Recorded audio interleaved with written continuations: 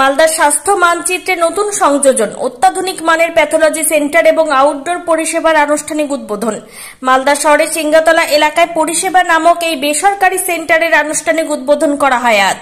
জেলা সহ কলকাতার বিশিষ্ট চিকিৎসকরা প্রতিদিন এই সেন্টারের আউটডোর বিভাগে উপস্থিত থাকবেন। তার পাশাপাশি উন্নত মানের প্যাথোলজি সেন্টারে বিভিন্ন ধরনের শারীরিক পরীক্ষার ব্যবস্থা থাকছে। আজ ফিতে কেটে ওই বেসরকারি সেন্টারের আনুষ্ঠানিক উদ্বোধন করেন মালদা জেলা তৃণমূল যুব কংগ্রেসের সভাপতি বিশ্বজিৎ মণ্ডল। এছাড়া উপস্থিত ছিলেন ওই বেসরকারি সেন্টারের কর্মকর্তারা।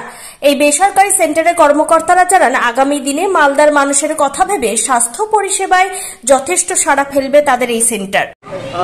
আমরা সকলেই জানি যে স্বাস্থ্য হচ্ছে সম্পদ, সেটাকে মাথায় রেখে আজকে এখানে পলিক্লিনিক ওপেনিং হলো।